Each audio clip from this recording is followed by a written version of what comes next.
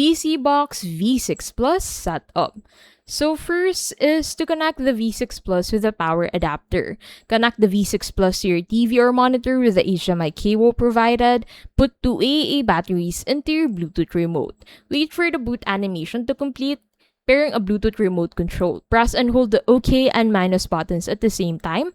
After pairing is successful, remote control connected successfully would be displayed and the next step would be automatically entered.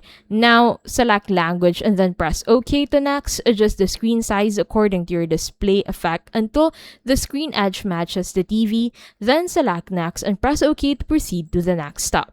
Select your time zone and then press OK to next. Read the agreement. Press the down button to select the agree button and press OK to proceed to the next step. Select your Wi-Fi and press OK to enter your password.